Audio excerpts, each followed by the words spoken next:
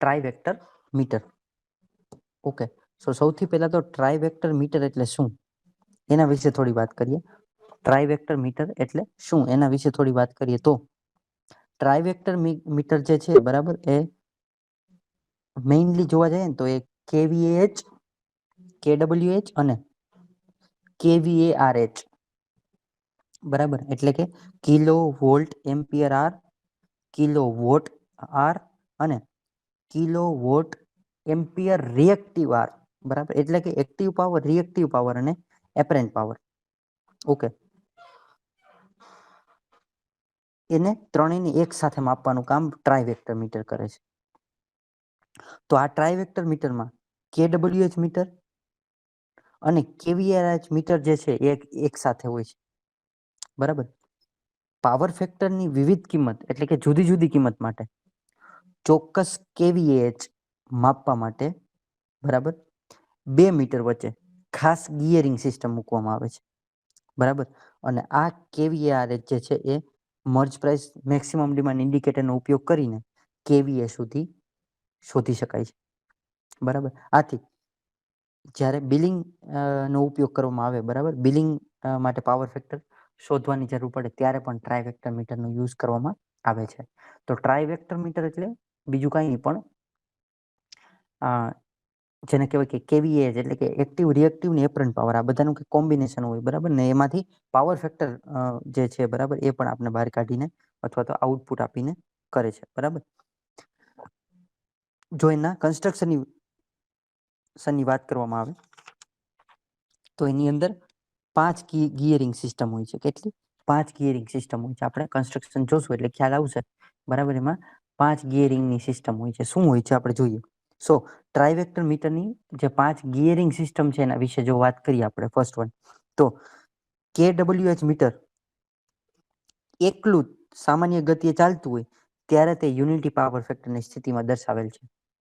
બરાબર, જ્યારે એકલું ચાલતું હોય બરાબર ત્યારે પાવર ફેક્ટર જો આ કેવીએચ ડ્રાઈવ ફ્રોમ કેડબલ્યુએચ લખેલું છે. એટલે કે કેડબલ્યુએચ પ્રમાણે ચાલતું હોય ને બરાબર, કેડબલ્યુએચ પ્રમાણે આ રેચેટ કપલિંગ કરેલું છે. આ કપલિંગને રેચેટ કપલિંગ કહેવાય. બરાબર, અને આ કોમન રજિસ્ટરિંગ શાફ્ટ છે જે અહીંયા દેખાય છે. કોમન રજિસ્ટરિંગ શાફ્ટ કઈ રીતે? તો કે ભાઈ આપણે જે આ ગિયર મિકેનિઝમ મૂકેલી છે બરાબર, આ 5/5 નું આઉટપુટ આપણે આની ઉપર મળે, આ શાફ્ટ ઉપર મળે. બરાબર, પણ શું છે સૌથી પહેલા સ્વતંત્ર રીતે જો ચાલતી હોય કેડબલ્યુએચ આપણે ખાલી એકલું જ સામાન્ય રીતે ચાલતું હોય તો યુનિટી પાવર ફેક્ટર પર, કારણ કે કેડબલ્યુએચ છે એનું મિનિંગ શું તો કે ભાઈ વોલ્ટેજ ને કરંટ જોવા જાય ને તો ત્યારે એક સરખા હોય. બરાબર, કેવીઆરએચ હોય તો એમાં 90 ડિગ્રી કરંટ વોલ્ટેજ કરતા પાછળ હોય. અત્યારે આપણી પાસે કેડબલ્યુએચ છે, એક્ટિવ પાવર પ્યોર, તો શું છે તો યુનિટી પાવર ફેક્ટર ઉપર ચાલતું હોય તો મને છે ગિયરિંગ સિસ્ટમ છે કેવું શું બતાવશે તો કે યુનિટી પાવર ફેક્ટર બતાવશે. એવી જ રીતે જ્યારે કેવીએઆરએચ એટલે કે રિએક્ટિવ પાવર, બરાબર, રિએક્ટિવ પાવર જે આપણો મેજર થઈને આવતો હશે આની સાથે કનેક્ટ કરેલો હશે એટલે આઉટપુટ જે મને મળશે બરાબર એ ડ્રાઈવ ફ્રોમ કેવીઆરએચ મીટર એ શું મળશે તો કે જ્યારે સામાન્ય ગતિ હાલતું હોય ત્યારે પાવર ફેક્ટર કેવો હશે? 0 હશે. બરાબર, લીડિંગ હોય કે લેગિંગ હોય વોટ એવર. બરાબર, પણ પ્યોર જો ખાલી કેપેસિટિવ અથવા તો ઇન્ડક્ટિવ પાવર હશે બરાબર તો શું હશે? મને ખબર છે કે બંને વચ્ચેનો એંગલ કેટલો થાય તો કે 90 ડિગ્રીનો થાય, વોલ્ટેજ અને કરંટ વચ્ચેનો. અને કરંટ અને વોલ્ટેજ વચ્ચેનો એંગલ 90 ડિગ્રી એટલે પાવર ફેક્ટર કેવું? 0. કરંટ અને વોલ્ટેજ વચ્ચેનો પાવર ફેક્ટર એંગલ છે એ 0 હોય તો પાવર ફેક્ટર 1 હોય. બરાબર, ઓકે, તો આ બે વસ્તુ. ધેન નેક્સ્ટ વન, હવે કેવીઆરએચ જે મીટર છે આ ગિયરિંગ સિસ્ટમની આપણે વાત કરીએ છીએ. હવે કેડબલ્યુએચ મીટર જે છે આ કેડબલ્યુએચ મીટર, જો કેડબલ્યુએચ મીટરમાંથી કંઈક જો સપ્લાય આવતો હોય ખાલી તો એ 0, બંને વચ્ચેનો એંગલ કેવો હોય? 0, એટલે કે પાવર ફેક્ટર કેવો હોય? યુનિટી હોય. જો ઇન્ડક્ટિવ લોડ હોય તો પાવર ફેક્ટર કેવો હોય તો કે 90 ડિગ્રી વોલ્ટેજ કરતા કરંટ લેગિંગ હોય અથવા લીડિંગ હોય તો પાવર ફેક્ટર કેવો મને મળે? 0 મળે. એટલે કે આ 1 પાવર ફેક્ટર કેડબલ્યુએચ માટે, આ 0 પાવર ફેક્ટર, બંને સ્વતંત્ર હોય તો પણ જો કેડબલ્યુએચ ચાલતું હોય એ થોડી જે આપણું કેડબલ્યુએચ મીટરની ગતિ છે બરાબર એ થોડી ઘટે અને કેવીએઆરએચ ની ગતિ બરાબર એ નોંધપાત્ર પ્રમાણમાં હોય એ પ્રમાણે ઘટે. બરાબર, નોંધપાત્ર ઘટે. બરાબર, એટલે કે ગ્રેજ્યુઅલી ડિક્રીઝ થતી હોય ત્યારે પાવર ફેક્ટર કેવું હોય? 0.29. ઓકે, સોરી 0.925 જેટલું હોય પાવર ફેક્ટર. એટલે કે KWH વધારે હોય પણ થોડો KVH જો KVARH હોય ને તો પાવર ફેક્ટર 1 નું હોય, 1 થી ઓછું હોય. બરાબર છે.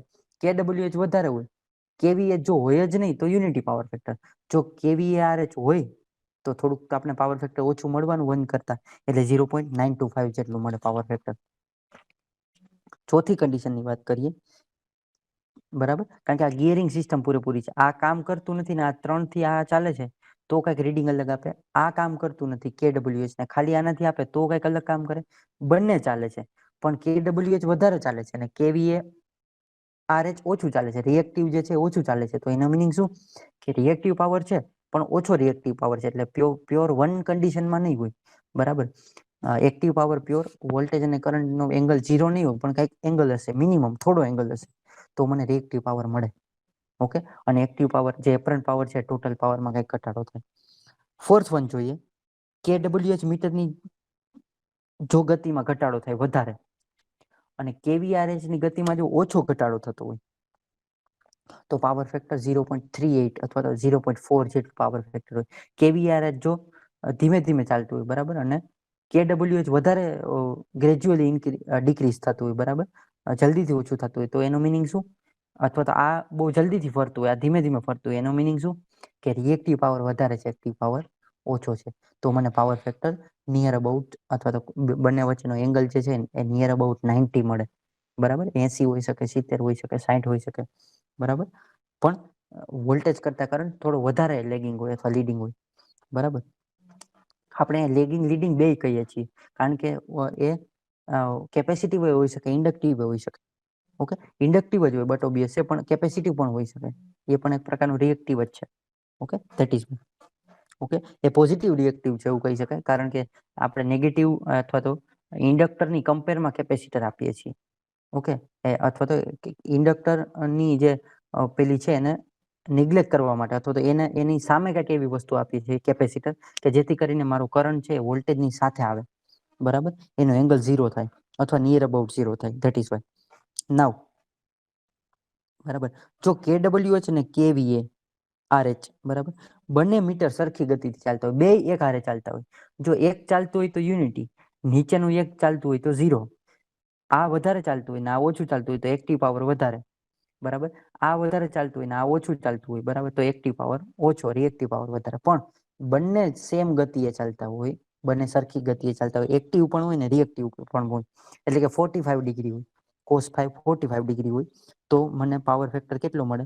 0.707 મળે. માપજો તમે 45 ડિગ્રી cos 5 કેટલો મળે છે. ઓકે, 0.707 જેટલો પાવર ફેક્ટર હું દર્શાવી શકું.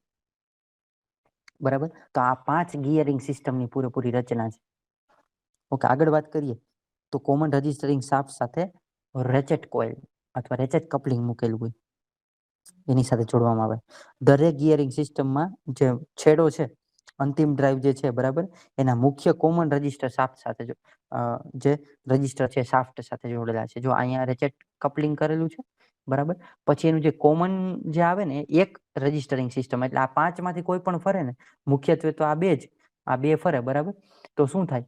આ બે ફરવાને કારણે અથવા કોઈ પણ એક ફરે ને તો પણ આ જે રજિસ્ટરિંગ સિસ્ટમ છે એ એની વર્ટિકલ ડિરેક્શન અહીંયા જે બતાવેલી છે, બરાબર, એ પ્રમાણે ફરે, મૂવ થાય. ઓકે, કારણ કે આ શાફ્ટ છે એટલે મૂવ થશે. ગિયરિંગ સિસ્ટમ મૂકેલી હોય તો મૂવ થાય. બરાબર, અહીંયાથી પેલા આ રીતે મૂવ થાય, પછી અહીંયા આ રીતે આ મૂવ થાય. બરાબર, અને ફાઇનલ તમને KVAH એટલે કે એક્ટિવ પાવર મળે. શાફ્ટ જોવા જાય ને તો હંમેશા એ મહત્તમ સ્પીડ વાળી ડ્રાઈવ સાથે જ ચાલે. બરાબર, જેની ડ્રાઈવ વધારે હોય એની સાથે જ ચાલે. ઓકે, જેમ પાવર ફેક્ટર બદલાય એમ બીજી ગિયર ડ્રાઈવ જે છે, બરાબર, એની સ્પીડ છે એમાં વધારો થાય અથવા વધે છે. તે શાફ્ટને ચલાવે અને ડ્રાઈવ બીજી રેચેટમાં ખસે. બરાબર, ડ્રાઈવ પછી મૂવ થાય.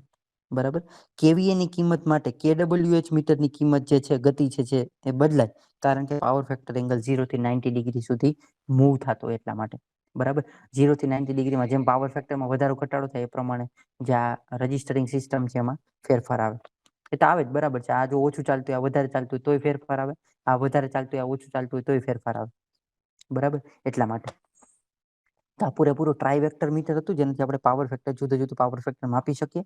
બરાબર, જો એના એડવાન્ટેજીસની વાત કરીએ, બરાબર, જો એના ફાયદાની વાત કરવામાં આવે ટ્રાઇવેક્ટર મીટરના, ઓકે, તો તેની મદદથી આપણે KWH, KVRH અને KVA ત્રણેય માપી શકીએ. એક્ટિવ, રિએક્ટિવ ને એપરન્ટ પાવર ત્રણેય માપી શકાય આમ તો જોવા જઈએ તો. પાવર ફેક્ટર તો બરાબર છે, પણ ખાસ કરીને KVH active power, sorry apparent power, બરાબર, માપી શકીએ. KVA ની મેક્સિમમ ડિમાન્ડ આપણે માપી શકીએ. ઓકે, ટેરિફ, બરાબર, ટેરિફ ઓન પીરિયડ હોય કે ટેરિફ ઓફ પીરિયડ હોય, બે માપી શકીએ આપણે. બરાબર, ટ્રાઇવેક્ટર મીટર દ્વારા પાવર ફેક્ટર આપણે માપી શકીએ સંપૂર્ણ રેન્જમાં 0 થી 90 ડિગ્રી, અને એ પણ એક્યુરેટ પાવર ફેક્ટર માપી શકીએ. 12 મંથ એટલે કે એપ્રોક્સિમેટલી 12 મહિનાના ભૂતકાળ, એટલે કે ફ્યુચર, પાસ્ટમાં આપણે જે મેક્સિમમ ડિમાન્ડ જે છે, બરાબર, એનો પણ આપણે સંગ્રહ કરી શકીએ, એને પણ આપણામાં સ્ટોર કરી શકીએ, રજીસ્ટર કરી શકીએ. ઓકે, અને લાસ્ટ વન, ટેમ્પરેચરની જે એની કેરેક્ટરિસ્ટિક છે, બરાબર, એમાં ખાસ કરીને ફેઝ મિસિંગ થવાનું, સિટી અનબેલેન્સ થવાનું, પીટી અનબેલેન્સ થઈ જાય, સિટી રિવર્સ થઈ જાય, બરાબર, નીચો પાવર ફેક્ટર વગેરેની પણ આપણે એક્સેટ્રા આપણે આમાંથી માહિતી મળી શકે છે. ઓકે, સો પાવર ફેક્ટર તો આપણે માપી શકીએ, KVA, KWH અને KVR તો માપી શકીએ, પણ એરર પણ આપણે માપી શકીએ. બરાબર, અથવા તો એને મેજર નહીં પણ ઇન્ડિકેટ તો એક પ્રકાર આપણે એને ફાઇન્ડ કરી શકીએ કે આ એરર છે, એની માહિતી પણ આપણે મળી જાય. તો ટ્રાઇવેક્ટર મીટર આપણું પૂરેપૂરું એનું કન્સ્ટ્રક્શન અને વર્કિંગ કંઈક આ રીતે હતું.